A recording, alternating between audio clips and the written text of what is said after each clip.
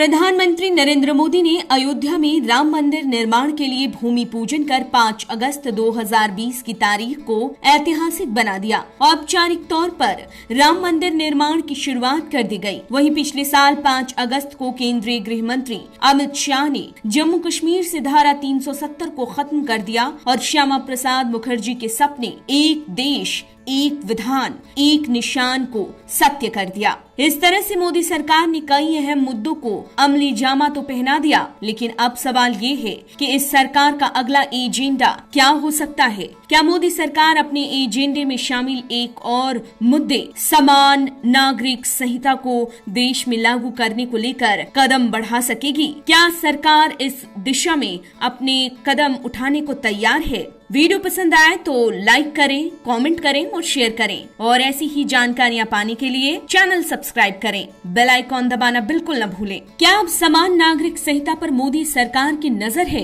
देखने वाली बात ये है कि देश में धीरे धीरे इसे लेकर माहौल बनने लगा है और इसे लेकर सुगबुगाहटें भी तेज हो गई हैं, जिससे इस बात का इशारा मिलने लगा है कि बीजेपी का अब अगला सबसे बड़ा मुद्दा यही होगा। समान नागरिक संहिता यानी कि कॉमन सिविल कोड या फिर यूनिफॉर्म सिविल कोड, जिसके लागू करने का मतलब ये होगा कि देश का हर एक नागरिक एक समान कानून के अंदर आएगा, चाहे वो किसी भी धर्म या जाति के अंतर्गत आता हो। ये एक ऐसा कानून होगा जिसमें हर धर्म के लिए शादी, तलाक, पैतृक संपत्ति जैसे मामलों के लिए एक तरह का कानून होगा। महिलाओं का अपने पिता की संपत्ति पर हक, गोद लेने जैसे मामले के लिए भी एक समान नियम को ही लागू किया जाएगा। दरअसल समान नागरिक संहिता Muslim personal law, Hindu personal law जैसे रिलीजन बेस्ड कानूनों की जगह एक नागरिक के लिए एक कानून लागू किए जाने की बात को कहता है। शादी,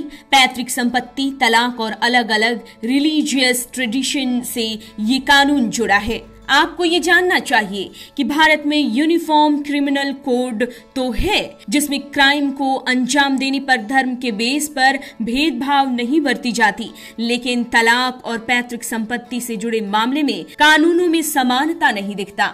ऐसे में देश में मौजूदा समय में सभी धर्म के अपने अलग अलग सिविल कोड हैं। याद दिला दे कि इस यूनिफॉर्म क्रिमिनल कोड की तरह ही बीजेपी ने देश में कॉमन सिविल कोड लाने का वादा किया है। ऐसे में क्या बीजेपी का अगला एजेंडा देश भर में इसे लागू करना हो सकता है? अगर हाँ, तो एक बात तो तय है कि बीजेपी को इसके लिए सोच समझकर कदम उठाने होंगे, क्योंकि इसे लागू करने के लिए बीजेपी को कई विरोधों और चुनौतियों का सामना करना पड़ सकता है, क्योंकि देश में धर्म के नाम पर काफी विविधताएं हैं। आपको बता दें कि लॉ कमीशन ने अगस्त 2018 में reform of family law report तैयार की थी। इसमें इशारा किया गया कि महिलाओं और कमजोर लोगों के साथ कोई अन्याय नहीं होना चाहिए। यूनिफॉर्म सिविल कोड के जरिए उन्हें सुरक्षा का एक छत्र छाया मिलना जरूरी है। कई मामलों में यूनिफॉर्म सिविल कोड की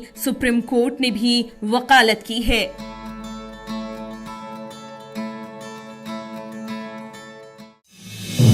आप देख रहे हैं नेट्रिक न्यूज, साहस सच कहने का।